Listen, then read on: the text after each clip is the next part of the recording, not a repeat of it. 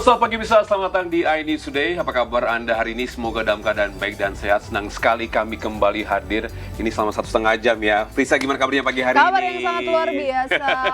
Kita lagi memantau banyak hal menjelang transisi pemerintahan yang lama ke yang baru.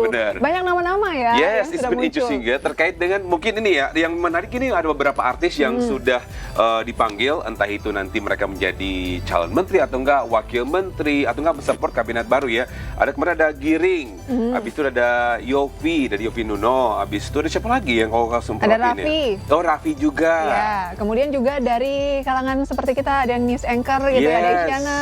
Benar. Dan kalau kemarin kan juga ada pemanggilan menteri-menteri sebelumnya di era Pak Jokowi, ada Sri Mulyani dipanggil lagi, Erick Bapak Thohir, ada Bahlil. Wajah-wajah lama ya. Nah, kita berharap ya dengan hari ini dipanggil oleh Prabowo untuk pembekalan untuk transisi berikutnya. Ini kita berharap ini berjalan dengan baik dan lancar ya. Betul. Kalau kita lihat banyak, mungkin ada belasan wajah-wajah lama kayaknya masih keberlanjutan ya. Iya. Baik, bisa seperti biasa kita akan harikan 1,5 jam ke depan untuk informasi menarik, penting dan inspiratif untuk Anda ya. Nah, dalam edisi hari ini pemirsa kami akan membahas mengenai siswi SMP di Lembata, Nusa Tenggara Timur ini yang disiram air keras karena menolak cinta seorang pria parubaya. Kamu jangan kayak gitu, Togi. Jangan. Dan hari ini bisa Presiden terpilih Prabowo Subianto memberikan pembekalan kepada sejumlah calon menteri dan wakil menteri di kediamannya di Hambalang, Bogor, Jawa Barat.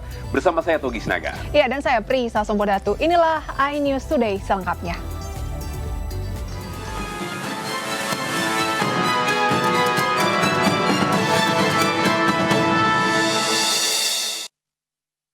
Bisa kita awal informasi hari ini dari tawuran antara pemuda kembali pecah di Bagan Deli, Belawan, Kota Medan, Sumatera Utara. Ya, saling lempar batu antar dua kelompok merusak rumah hingga melukai kepala seorang bayi.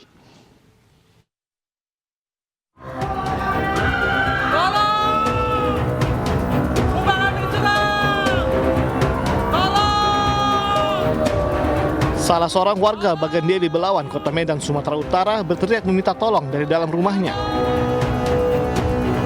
Mereka berupaya menahan pintu agar kelompok pemuda yang tawuran tidak masuk dan rusak rumah. Dua kelompok pemuda saling serang dengan batu, senjata tajam, bahkan busur panah. Busur panah bahkan menyebabkan seorang balita terluka. Yang punya tanah itu. Jadi saya nampak anak-anak itu udah naruh kelewang. Hati-hati kalian, itu kelewang udah ada di situ. Gak apa-apa Bu, kami kerja. Ada terus datang aja orang tuh nyerang kemari. Nah, membabi buta. Yang untuk musola, bangun musola kami. Sananya kemarin kan sanggup dihancurkan orang di rumahnya. Ya meninggal baru 1 malam loh. Baru 3 malam nih. Dari malam pertama dihajar orang nih. Tawuran di daerah ini memicu keresahan warga. Warga berharap agar polisi bertindak dan menindak tegas seluruh pelaku. Dari Medan, Sumatera Utara, Yuda Bahar, iNews melaporkan. Ya, kita beralih ke informasi selanjutnya pemirsa, di mana pulang pengajian seorang kepala desa dianiaya tetangganya menggunakan senjata tajam di Purbalingga, Jawa Tengah. Ya, pelaku pun sempat mengacungkan senjata tajam saat hendak diamankan warga yang geram.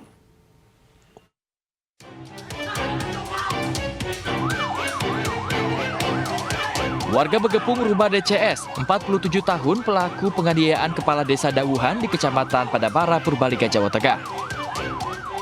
Masa semakin geram karena pelaku sempat mengacungkan golok saat hendak diamankan.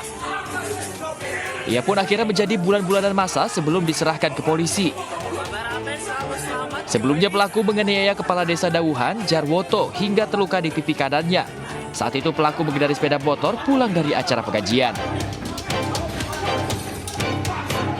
Saya pakai kaca, terus tahu-tahu berdarah. Saya duduk, terus mau manggil istri, takut karena darahnya saking banyaknya. Saya manggil istri terus telepon anak.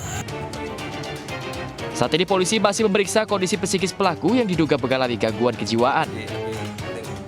Dari Purbalingga, Jawa Tengah, Catur Edi Purwanto, iNews melaporkan.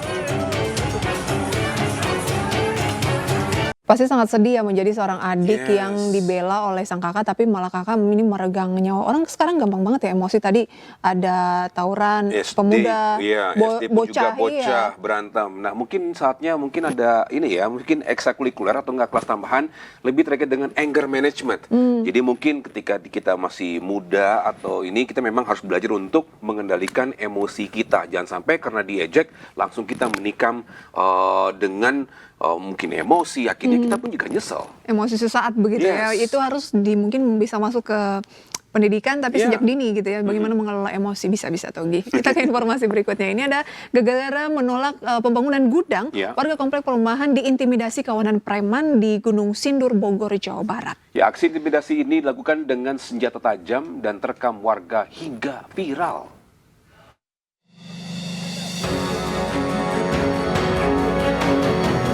Sambil membawa senjata tajam, seorang pria mengancam dan mengajak duel warga komplek perumahan Geria Cendikia, Gunung Sindur, Bogor.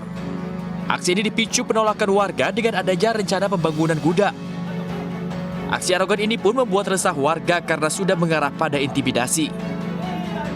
Aksi intimidasi ini terekam warga hingga viral. Sementara sebagian warga yang resah dengan aksi premanisme dan intimidasi segera melapor ke polisi. Dengan 3 motor, mereka ngebut dari atas gitu, langsung masuk ke blok tempat saya tinggal kebetulan gitu, di mana ada salah satu spanduk yang ditandatangani warga gitu. Nah, mereka langsung turun ramai-ramai. Yang saya ingat dari mobil ada 4 orang, di motor itu ada 6 orang, jadi mereka boncengan. Usai viral, petugas dari Polsek Gunung Sindur dan Polres Bogor segera memburu para pelaku yang melakukan aksi intimidasi. Dari Kabupaten Bogor, Jawa Barat, Iwan Setiawan, iNews melaporkan. Sementara viral sebuah video yang memperlihatkan aksi hipnotis yang dilakukan seorang tamu kepada petugas hotel di Malang, Jawa Timur. Dalam rekaman yang terekam oleh kamera pengawas, tamu meminta uang ratusan ribu ke petugas hotel.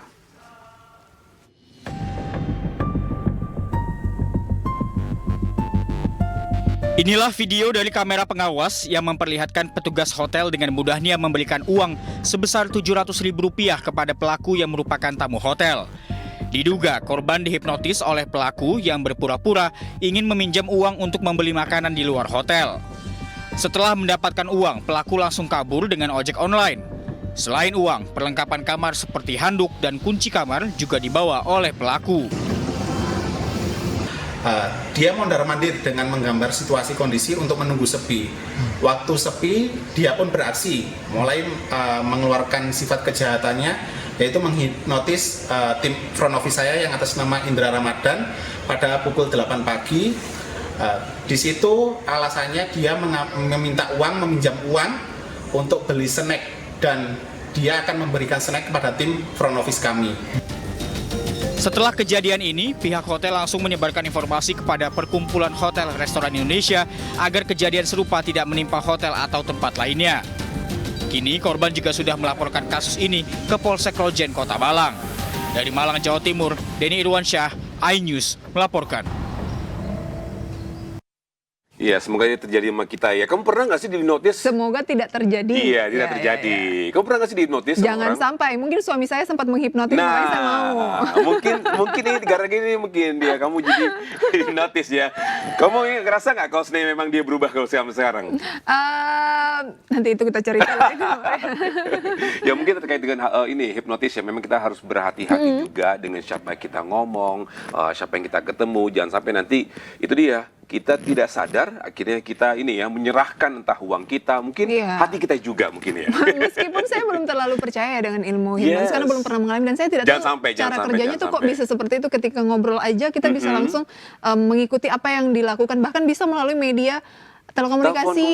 Jadi harus fokus mungkin ya ketika ngobrol dengan orang asing. Ya. Mungkin salah satunya katanya jangan bengong, harus fokus gitu. Benar sekali. Baik, kita ke informasi selanjutnya bisa 5 jenazah korban kebakaran Tambora, Jakarta Barat dimakamkan di tempat pemakaman umum Tegal Alur, Kalideres, Jakarta Barat dini hari tadi. Ya, pihak keluarga menginginkan 5 jenazah ini untuk segera dimakamkan usai divisum.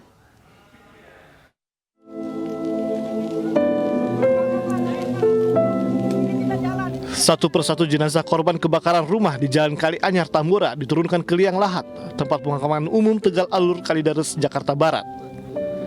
Keluarga serta kerabat turut hadir dalam pemakaman ini.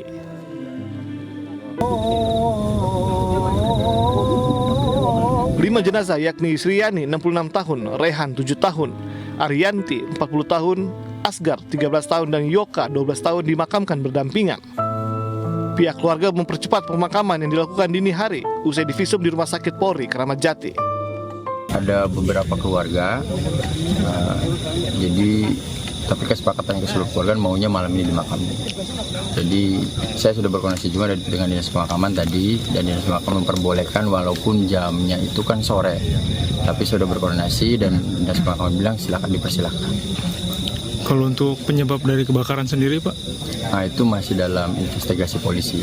Biar nanti pihak kepolisian yang menjelaskan, karena kami nggak punya kewenangan. Sebelumnya, kebakaran hebat melanda permukiman padat penduduk di Jalan Kali Anyar Tambora, Jakarta Barat. 5 korban tewas karena terjebak api dan asap tebal saat berusaha menyelamatkan diri. Dari Jakarta, Miftahul Gani, iNews melaporkan. Dan pemirsa, 2 siswi yang mengendari sepeda motor di Lumajang, Jawa Timur diseruduk truk bermuatan pasir yang melaju kencang. Ya, jangan kemana-mana, iNews Today akan segera kembali.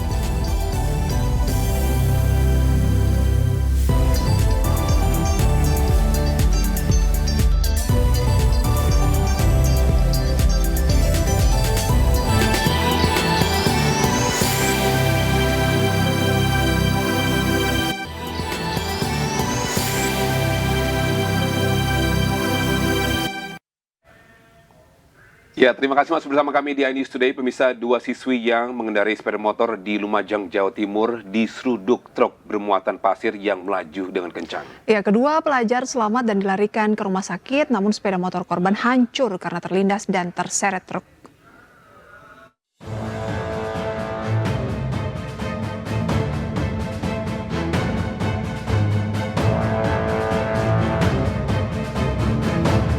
Rekaman kamera pengawas memperlihatkan detik-detik sebuah sepeda motor yang dikendarai 2 pelajar diseruduk truk bermuatan pasir di Jalan Pasirian, Lumajang, Jawa Timur.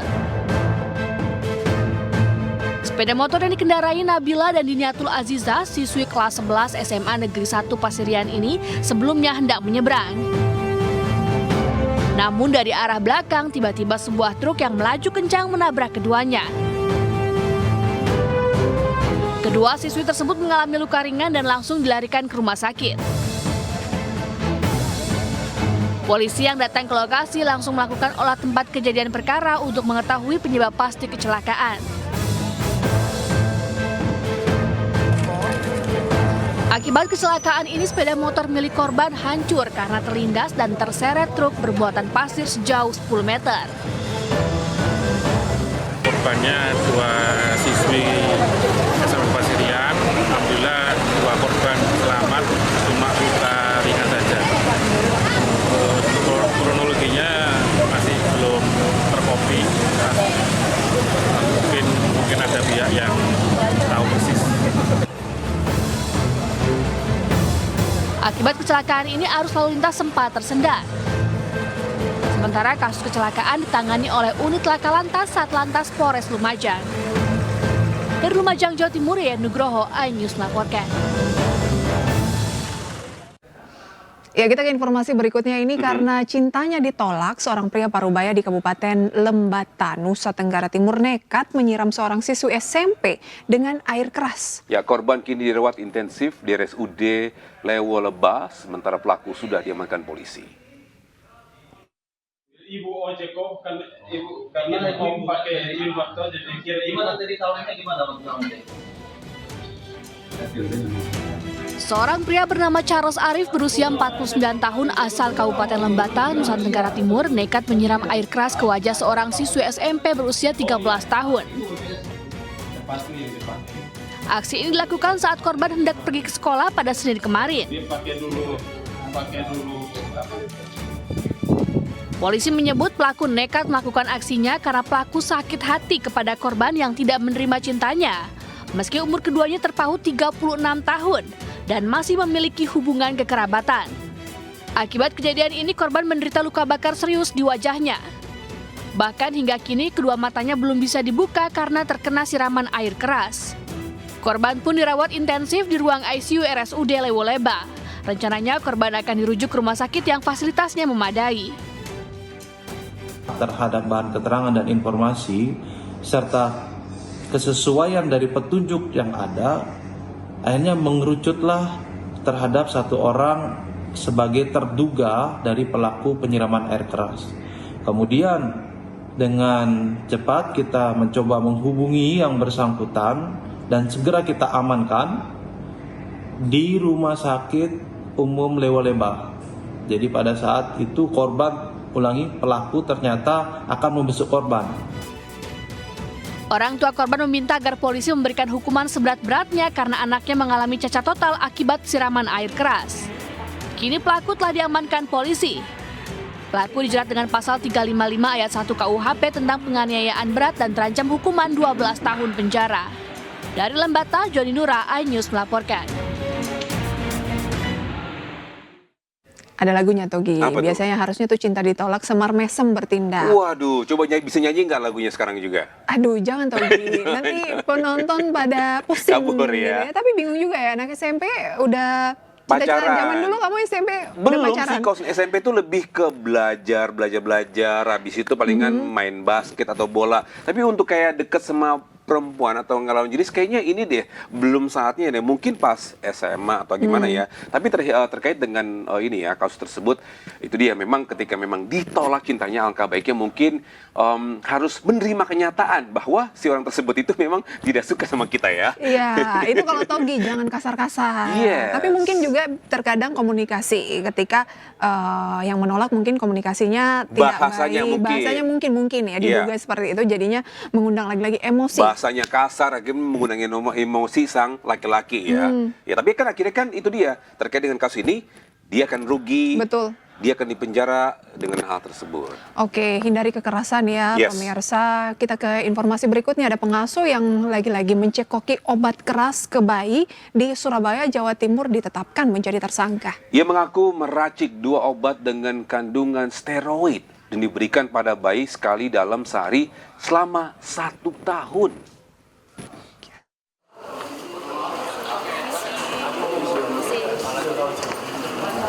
Nurmiyatin, babysitter yang memberikan obat keras ke bayi majikannya ditetapkan menjadi tersangka oleh Subdit Renakta di Treskrimum Polda Jawa Timur.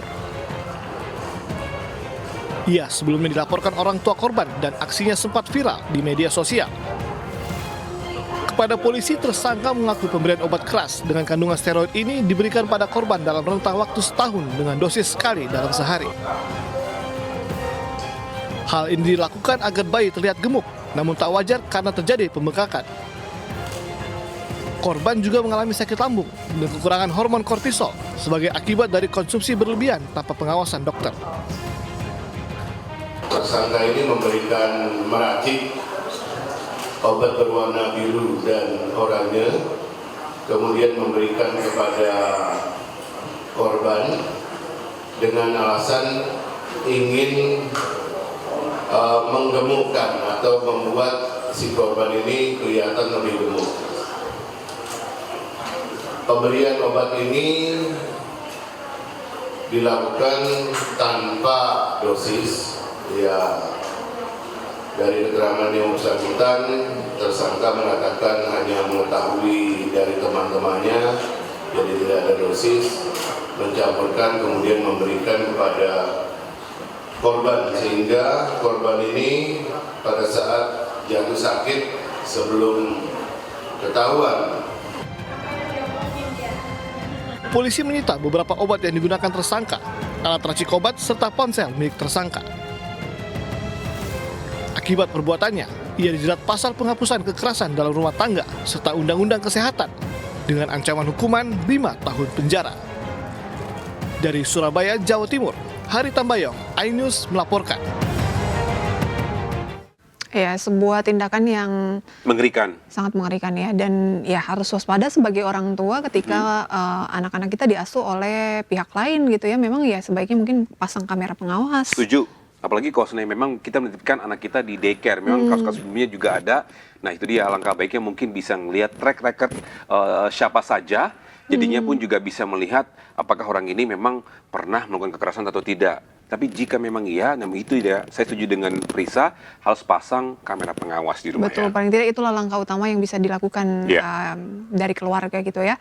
Bisa suasana harum mewarnai pemakaman Benny Laos di San Diego Hills, Karawang, Jawa Barat, Selasa siang. Ratusan pelayat hadir untuk memberikan penghormatan terakhir kepada mendiang Benny Laos karena dikenal sebagai sosok yang berdedikasi di daerahnya.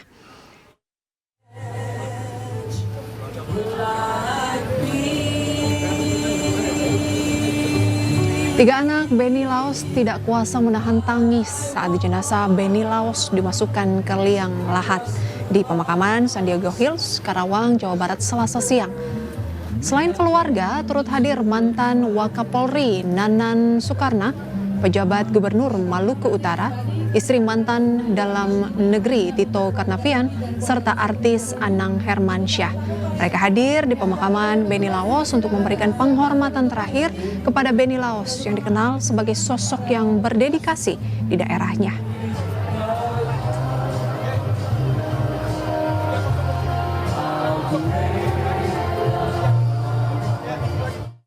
Ya, sebelumnya Cagup Maluku Utara Benny Laos meninggal dunia dalam insiden kebakaran kapal cepat di Pelabuhan Regional Bobong, Kabupaten Talibau, Maluku Utara. Kebakaran diduga akibat kelalaian saat mengisi bahan bakar kapal.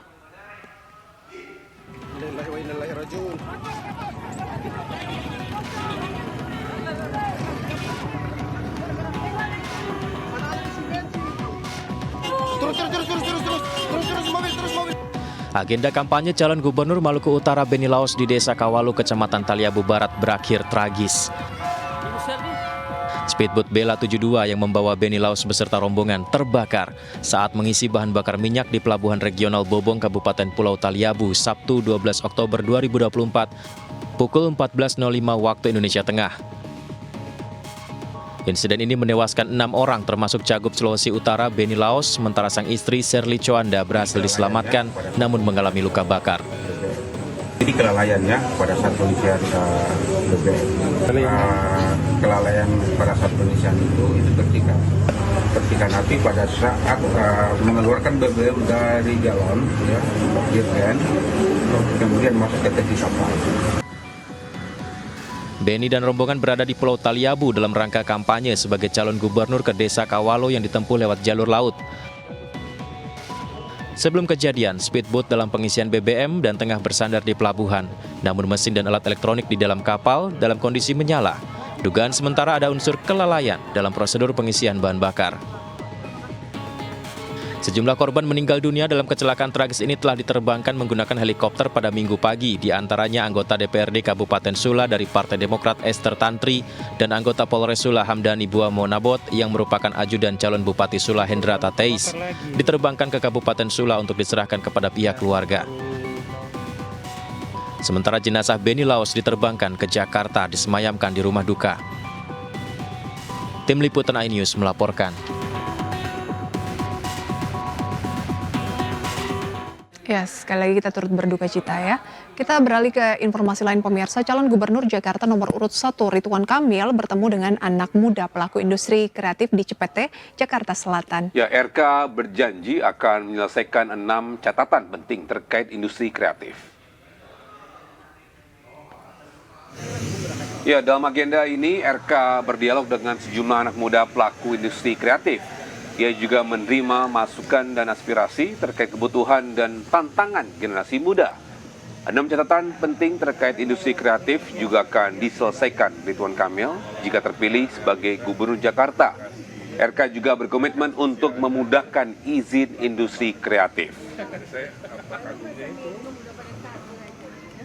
Pikiran orang Jakarta kan semua money oriented. Sehingga kalau punya lahan begitu ngapain? Sementara itu calon Gubernur Jakarta nomor urut 3 Pramono Anung berdatangi kediaman Presiden terpilih Prabowo Subianto di Kertanegara, Jakarta Selatan. Pramono hadir paling pertama sebelum sejumlah calon menteri lainnya.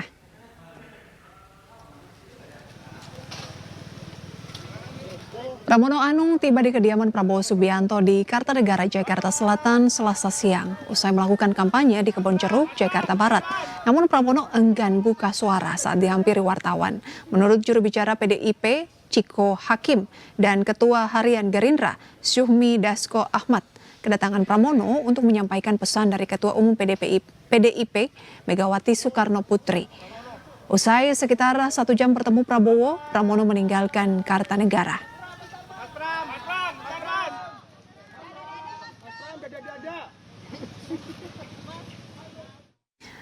Putra bungsu Presiden Joko Widodo, Kaisang Pangarep, kini tengah berbahagia usai istrinya, Erina Gudono, melahirkan anak pertamanya. Ya, Kaisang dengan bangga dan bahagia mengumumkan putri mereka lahir dalam keadaan sehat.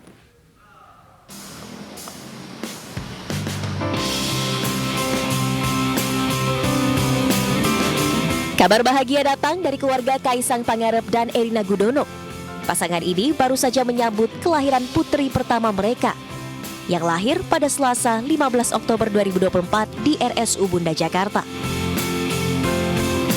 Proses persalinan Erina dilakukan secara sesar pada pukul 7:02 pagi waktu Indonesia Barat. Cucu ke-6 dari Presiden Joko Widodo ini lahir dengan berat 3,4 kg. Kaisang dan Erina memberi nama putrinya Bebinga Sang Tan Sahayu. Nama ini diambil dari bahasa Jawa yang dirangkai oleh Erina. Alhamdulillah, hari ini tanggal 15 Oktober 2024 telah lahir anak kami, saya dengan Erina, dengan selamat dan sehat sekali. Alhamdulillah semuanya sehat. Dan kami juga sudah memberikan namanya Bebinga Sang Tan Sahayu, dengan Tan Sahayu disambung kayak Tan Sahayu gitu. Panggilannya siapa? Nanti menyesuaikan. Artinya apa mas? Maknanya apa mas? Bebinga itu yang membuat bahagia. Sang Tan Sahayu itu dialah yang selalu cantik dalam tutur kata, paras, semuanya lah. Udah ya. Terinspirasi dari bahasa mana sih mas ini? Terinspirasi dari bahasa Jawa. Ya. Seluruh keluarga berbahagia dengan kelahiran putri pertama Kaisang dan Erina. Iriana Jokowi mendampingi proses persalinan Erina. Sementara Presiden Jokowi yang tengah bertugas di Aceh akan langsung menjenguk cucunya. Dari Jakarta, Kiselia Nurrahma, Bagus Prasetya, iNews melaporkan.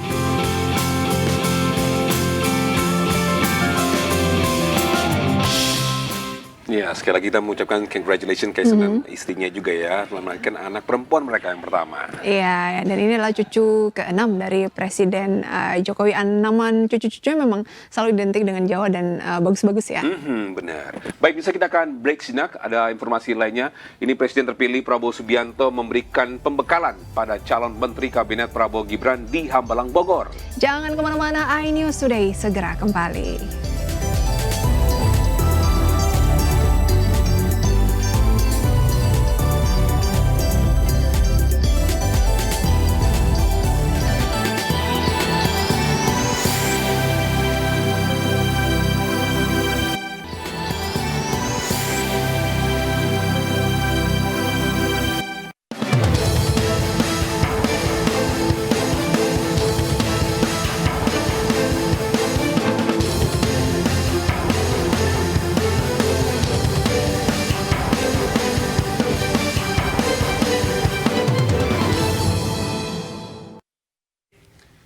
Baik, masih bersama kami di iNews Today. Pemirsa, Presiden terpilih Prabowo Subianto memberikan pembekalan pada calon Menteri Kabinet Prabowo Gibran di Hambalang, Bogor. Ya, sejak pagi sejumlah tokoh mulai berdatangan di kediaman Presiden terpilih Prabowo Subianto di Hambalang, Bogor, Jawa Barat.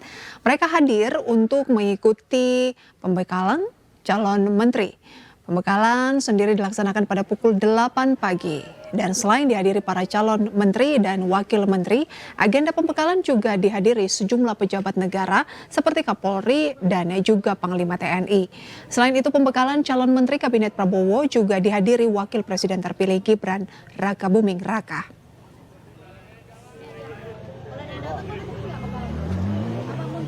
Sinyal aman nggak, Du? Sinyal sih aman. Aman ya? Bisa kita bergabung dengan Henry Aprila di kediaman Presiden terpilih Prabowo Subianto di Hambalang Bogor untuk informasi terkini dan mengenai pembekalan calon menteri dan calon wakil menteri ya. Halo, selamat siang rekan Henry.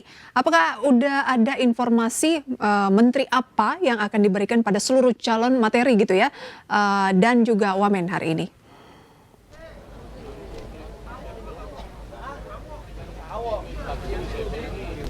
Ya baik Togi, Prisa dan juga pemirsa, dapat kami sampaikan terkait update situasi terkini dari kegiatan pembekalan para calon menteri, begitu juga dengan calon wakil menteri dan juga kepala badan pada pemerintahan Prabowo Presiden terpilih, yakni Prabowo Subianto dan juga Gibran Rakabuming Raka. Memang pelaksanaan ini dilaksanakan di wilayah Hambalang, tepatnya di Kabupaten Bogor, yakni yang bernama Padepokan Garuda Yaksa.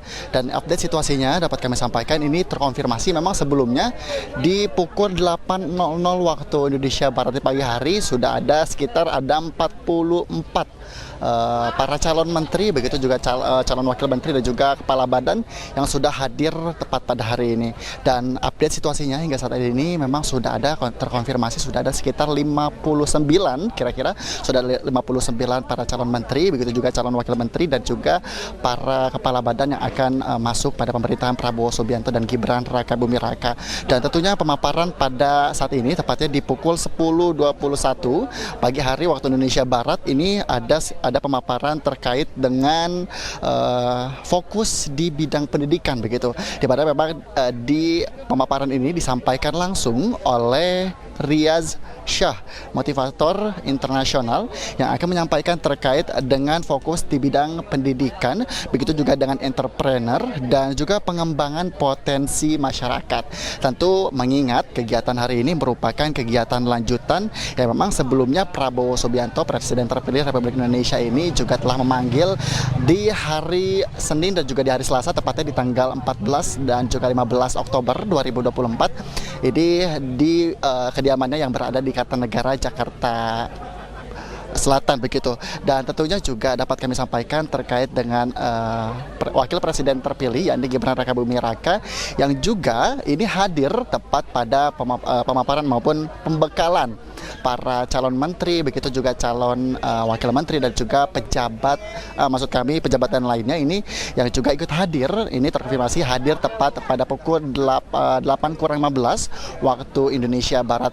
Mengingat tadi juga kami sempat melihat di pagi hari ada kira-kira para calon menteri, begitu para undangan, tamu-tamu undangan yang juga ikut hadir. Ini para calon menteri sementara ada yang membuka kaca, ada juga yang hanya melintas saja begitu. Ada juga para calon menteri maupun wakil menteri yang juga sempat bersapa kepada para awak media dan juga sempat memberikan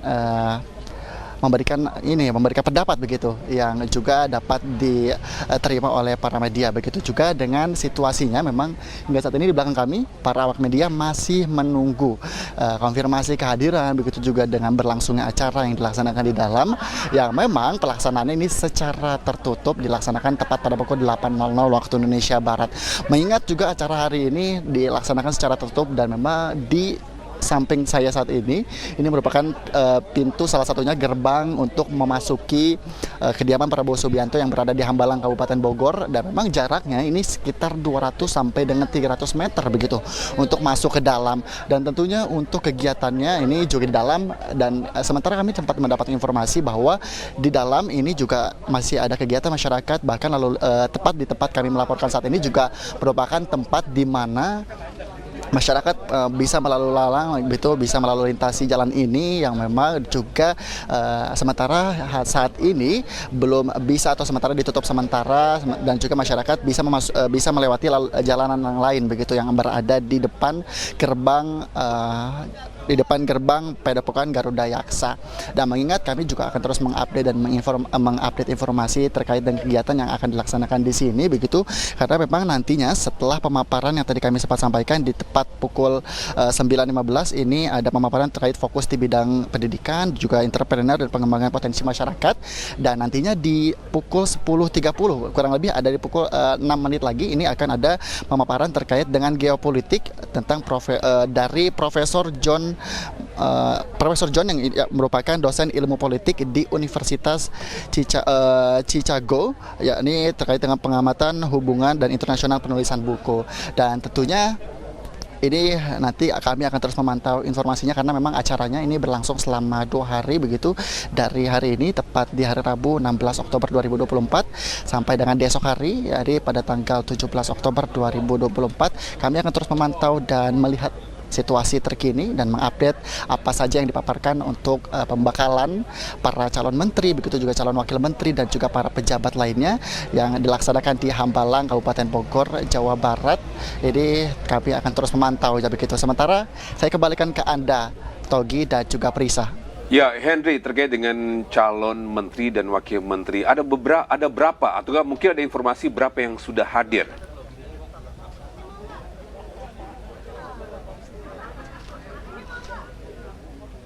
Ya baik, Togi dan juga pemirsa, ini dapat kami sampaikan terkait dengan konfirmasi yang tadi kami sempat sampaikan. Ini ada sekitar saat ini sudah ada informasinya, update-nya sudah ada 59 para calon menteri, begitu juga calon wakil menteri dan juga para pejabat maupun kepala badan yang sudah hadir bahkan mengikuti kegiatan pembekalan untuk pemerintahan Prabowo Subianto, yang juga ini harapannya visi misinya dapat bersambungan begitu juga dengan dapat berjalan dengan baik. Yang memang ini salah satunya juga kami dapat sampaikan ada 59, diantaranya ini ada Fadlizon, begitu juga Agus Harimurti Yudhoyono atau AHY, biasa dikenal dengan AHY, juga ada pun Maman Abdurrahman yang digadang-gadang menjadi, dan juga ada pun Erick Thohir dan juga Dito yang tadi kami sempat sampaikan ini hanya melintas saja, tidak bersapa kepada awak media, begitu juga dengan Sri Mulyani, Erlangga Hartarto dan juga Budi Gunawan. Sementara kami akan terus memantau kira-kira adakah gitu para calon menteri maupun calon wakil menteri maupun para pejabat dan juga para pejabat lainnya yang akan terkonfirmasi hadir untuk kegiatan hari ini di Hambalang. Sementara saya kembalikan ke Anda, Togi, di studio. Baik, terima kasih rekan Henry atas laporan Anda. Selamat bertugas kembali. Baik, kita informasi selanjutnya bisa pada Selasa kemarin Presiden terpilih Prabowo Subianto ini kembali memanggil sejumlah tokoh ke Kertanegara, Jakarta. Para tokoh tersebut akan ditugaskan untuk membantu Presiden di pemerintahan Prabowo Gibran.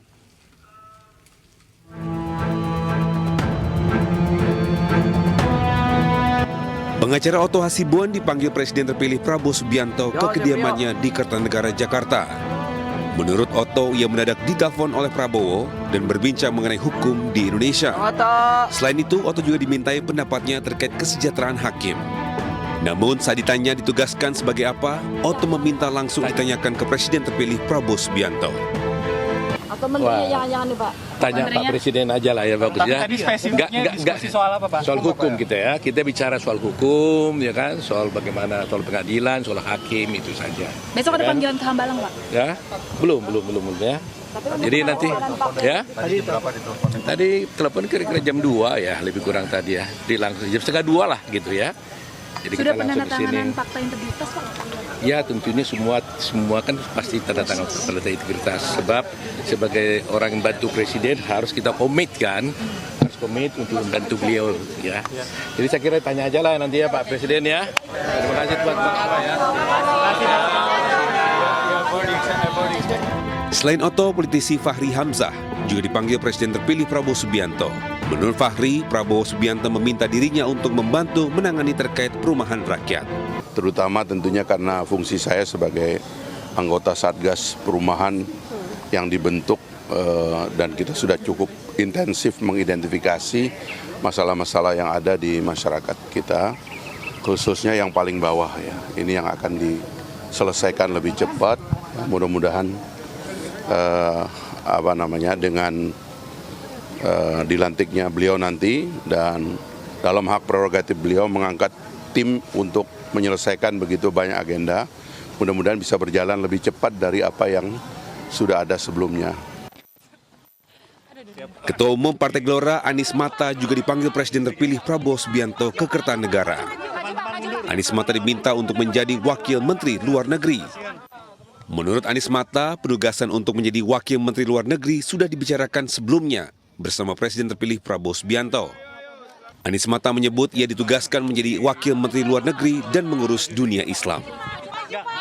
Baru dapat amanah dari Bapak Presiden sebagai Wakil Menteri Luar Negeri. Dan kemungkinan besar, sebagian besar pekerjaannya untuk dunia Islam. Kira-kira begitu ya. Ini pertemuan pertama dengan Pak Prabowo, pas sebelumnya sudah diajak Pak untuk bergabung? Oh, sudah ada pembicaraan sebelumnya. Ikut tanda tangan Fakta Integritas juga kah? Sudah tanda tangan. Masih bersedia ya Pak? Wamennya ada berapa? Apakah cuma satu atau lebih? Ada 2 tadi yang baru keluar tadi. Yang baru keluar itu juga wamen Pak. Mungkin beliau akan lebih fokus untuk Amerika dan Eropa. Saya lebih fokus ke dunia Islam ya. Selain Anies Mata, mantan wali kota Bogor Bima Arya juga dipanggil ke kediaman Prabowo. Politisi PAN ini diminta untuk membantu Prabowo di bidang kepemiluan dan sinkronisasi pemerintahan daerah. Karena sudah berkenan untuk bersedia untuk bergabung di pemerintahan beliau ke depan. Dan yang kedua, secara khusus Bapak Presiden menyampaikan arahan kepada saya ya untuk fokus kepada efisiensi sistem pemilu, pelaksanaan pilkada, karena selama ini dinilai tidak efektif, tidak efisien ya, banyak pemborosan di sana, dan Pak Presiden juga ingin agar ada sinkronisasi pemerintahan daerah begitu ya. Jadi ya insya Allah dengan pengalaman saya sebagai kepala daerah dan juga dulu mantan pengamat politik ya, siap untuk memberikan kontribusi bagi pemerintahan mendatang dan fokus betul untuk akselerasi optimalisasi pemerintahan daerah. Proyeksinya wamen atau kepala ya, tentu ya, nggak jauh-jauh dari itu, tentu yang nyambung dengan kiprah saya 10 tahun terakhir sebagai kepala daerah dan juga dulu sebelumnya pengamat politik. Ya, tadi saya sampaikan Bapak Prabowo meminta secara khusus nanti dilakukan kajian agar sistem pemilu kita, pilkada kita efektif, efisien, mencerdaskan, mempersatukan gitu. Karena memang selama ini tidak saja sebagai pengamat politik, sebagai kepala daerah, ya sebagai juga yang pernah bertarung itu merasakan ya betapa rumitnya dan biaya tingginya politik kita. Jadi ke depan harus ada pembenahan dan evaluasi. Wamen ya Pak? Wamen. Insya Allah siap, mendampingi siapapun siap. Ya. Sejak Senin dan Selasa kemarin, Presiden terpilih Prabowo Subianto memanggil sejumlah tokoh. Para tokoh tersebut akan ditugaskan untuk membantu tugas Presiden di pemerintahan Prabowo Gibran. Tim Liputan iNews melaporkan. Ya, ada yang masih kisi-kisi, katanya nggak jauh-jauh dari politik atau bidang yang digeluti selama ini. Ada yang sudah terang-terangan ya, menyampaikan ditunjuk sebagai apa. Benar, dan sebentar itu bisa, ini memang ini ya, masih belum tahu juga, ada beberapa juga, ada yang sudah menyatakan mungkin akan jadi menteri apa, karena memang transisi dari Presiden Joko Widodo sama Prabowo memang ada beberapa yang masih sama ya. Ya, wajah-wajah lama begitu ya. Tidak hanya politisi pemirsa, sejumlah tokoh muda dan public figure ini juga dipanggil Presiden terpilih Prabowo Subianto ke Kertanegara.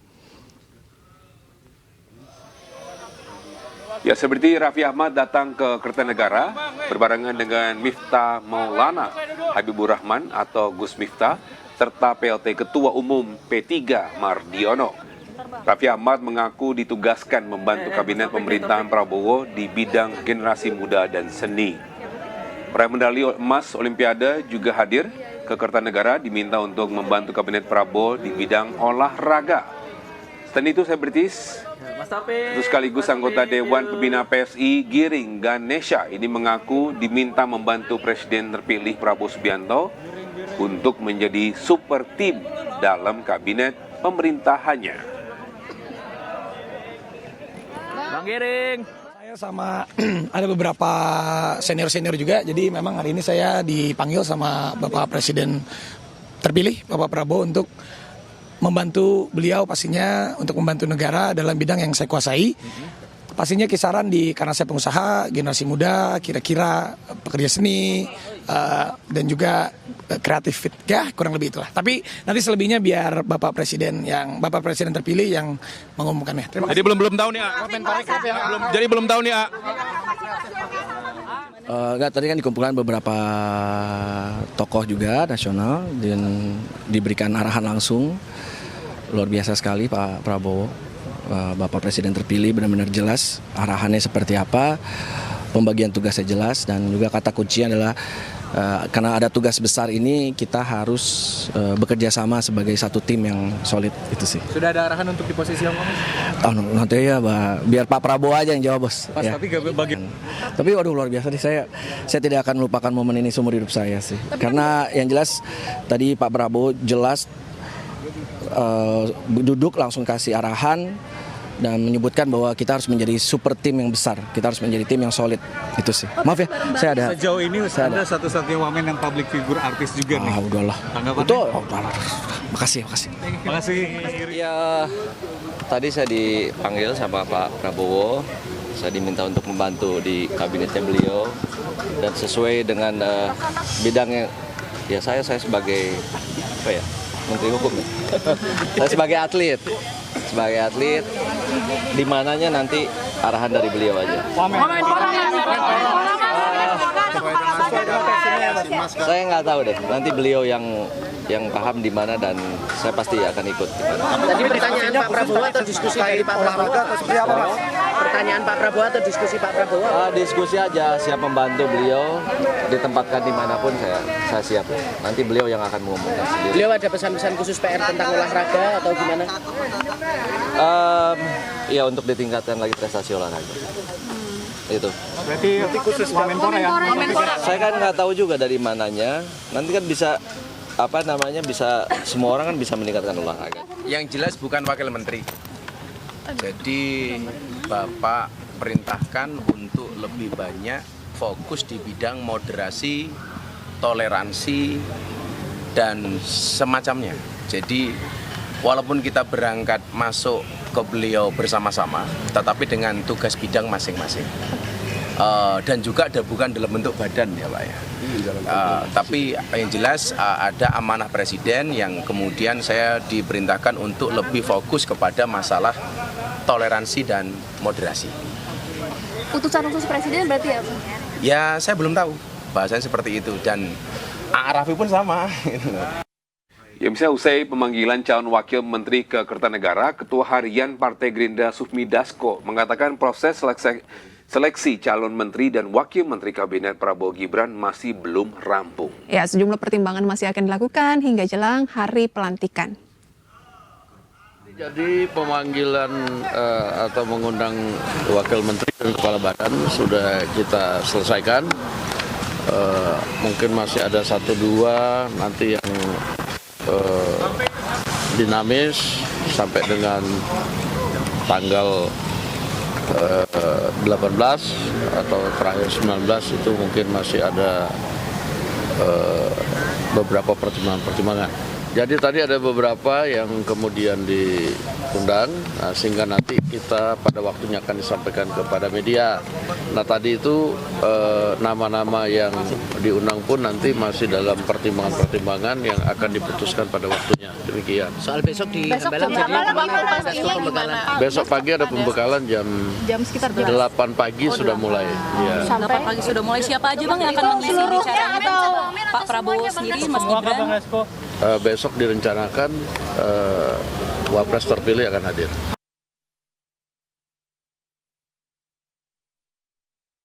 Puluhan tokoh memenuhi panggilan ke kediaman Presiden terpilih Prabowo Subianto di Kertanegara, Jakarta untuk membantu pemerintahannya mendatang. Dan dari sejumlah nama yang terlihat, belasan nama merupakan menteri pada era Presiden Jokowi.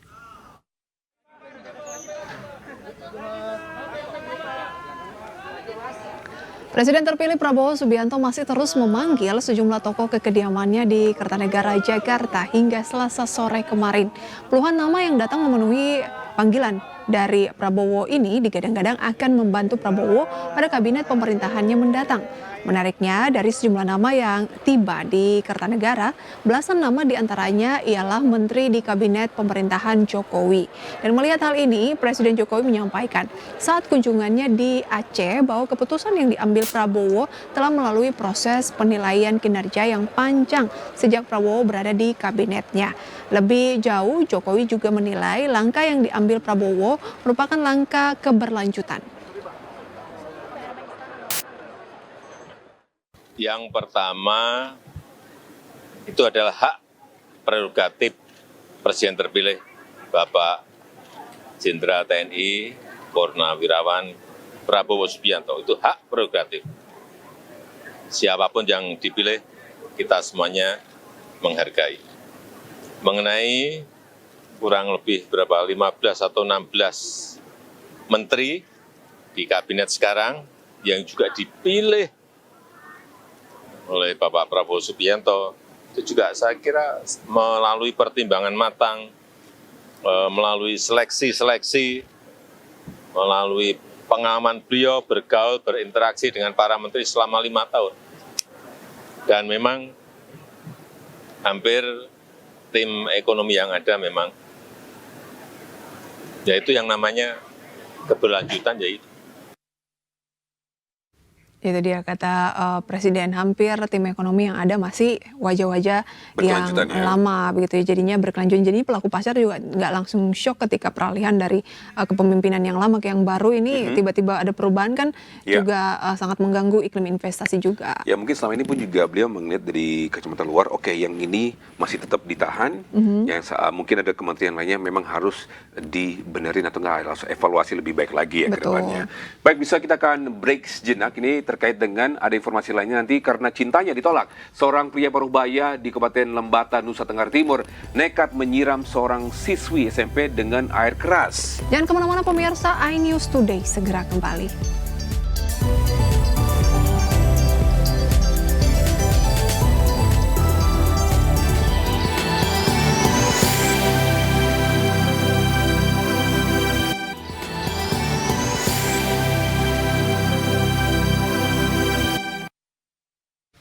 Ya, terima kasih Anda kembali bersama kami pemirsa. Karena cintanya ditolak, seorang pria Parubaya di Kabupaten Lembata, Nusa Tenggara Timur nekat menyiram seorang siswi SMP dengan air keras. Ya, korban kini dirawat intensif di RSUD Lewo Leba, sementara pelaku sudah diamankan polisi. Ibu ojeko kan ibu karena ibu pakai ibu waktu jadi kira gimana tadi tahunnya gimana Bang?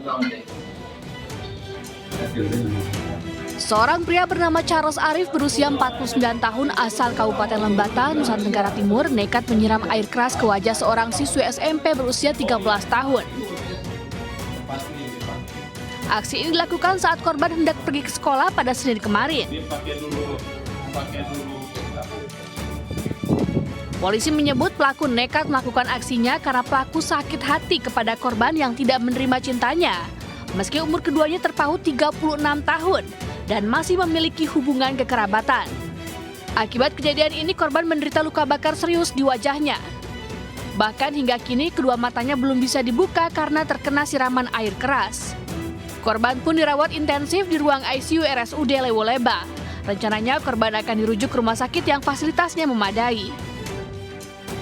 Terhadap bahan keterangan dan informasi serta kesesuaian dari petunjuk yang ada, akhirnya mengerucutlah terhadap satu orang sebagai terduga dari pelaku penyiraman air keras. Kemudian dengan cepat kita mencoba menghubungi yang bersangkutan dan segera kita amankan di Rumah Sakit Umum Lewo Leba. Jadi pada saat itu pelaku ternyata akan membesuk korban. Orang tua korban meminta agar polisi memberikan hukuman seberat-beratnya karena anaknya mengalami cacat total akibat siraman air keras. Kini pelaku telah diamankan polisi. Pelaku dijerat dengan pasal 355 ayat 1 KUHP tentang penganiayaan berat dan terancam hukuman 12 tahun penjara. Dari Lembata, Joni Nura, iNews melaporkan. Ya, sementara itu seorang ibu rumah tangga tertangkap basah mencuri sejumlah barang di salah satu swalayan wilayah Padang, Sumatera Barat. Ya, pelaku membawa tas untuk menyimpan barang curiannya dan berhasil ditangkap petugas keamanan.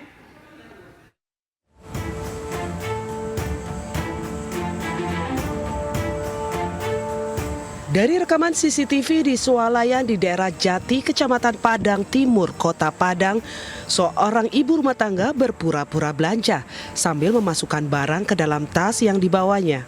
Pelaku berkali-kali memasukkan barang ke dalam tas. Pelaku tampak santai melakukan pencurian tanpa peduli pada orang sekitar yang juga sedang berbelanja. Ternyata tingkah laku pembeli diamati oleh petugas keamanan. Tentu saja tingkah lakunya ketahuan oleh petugas keamanan sehingga dicegat di luar pintu swalayan tersebut. Pelaku mencuri sejumlah barang kebutuhan rumah tangga. TV tadi bang, dia ngambil barang kayak berupa telur, minyak goreng, terus perlengkapan rumah tangga, kayak minyak goreng lah semuanya. Dia sendiri atau gimana? Sendiri bang, pakai motor nih motornya. Caranya ngambil gimana tadi? Terekam CCTV ya? Terekam CCTV, dia pakai tas, dimasukin langsung masuk ke tas. Banyak barang yang diambil? Banyak kali bang. Dia udah sering ke situ atau gimana? Sebelumnya juga pernah? Kayaknya udah sering kayaknya. Udah sering ya? Udah sering ya.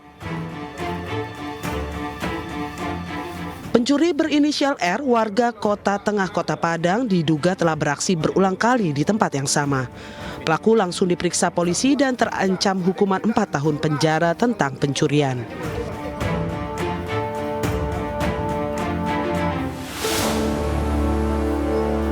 Ya, kita ke informasi lainnya pemirsa. Kedapatan berselingkuh di dalam rumah bersama pria selingkuhannya.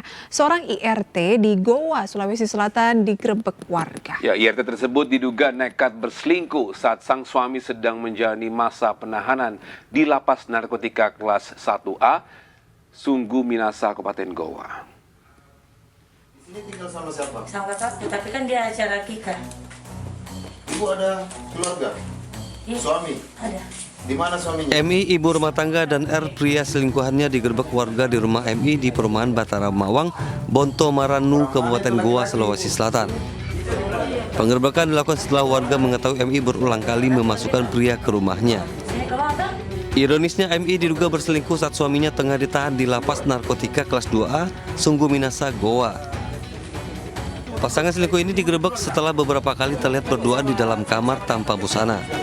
Dari warga bahwa di perumahan Bumi Batara Mawang ditemukan sepasang lelaki dan perempuan yang diduga selingkuh.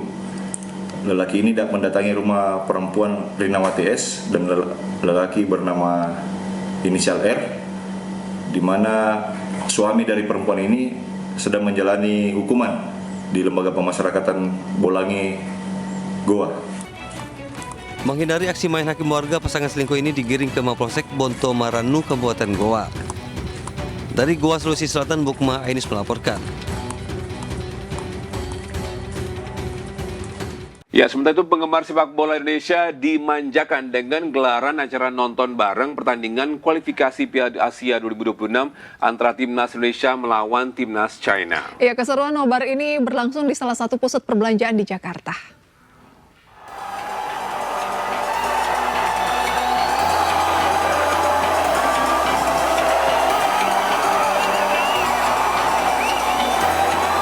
RCTI Plus menggelar acara nonton bareng pertandingan laga Cina versus Indonesia yang berlangsung meriah dan dipadati ribuan penonton.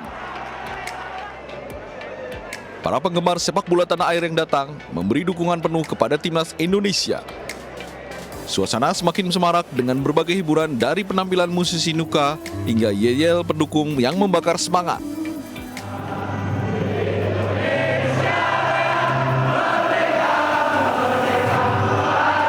Antusias ribuan penonton nampak jelas saat mereka menyaksikan jalannya pertandingan Timnas Indonesia versus Cina bersama-sama di layar lebar. Atmosfer penonton yang hadir meningkat kuat ketika skuad Garuda menyerang pertahanan lawan.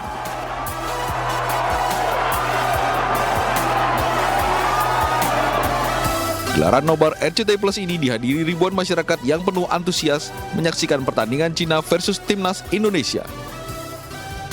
Nobar Timnas Indonesia ini digelar untuk memanjakan para penggemar sepak bola sekaligus bentuk dukungan pada skuad tim nasional Garuda. Acara ini digelar gratis dan terbuka untuk umum, rencananya berlangsung hingga bulan November mendatang. Dari Jakarta, Tim Liputan iNews melaporkan.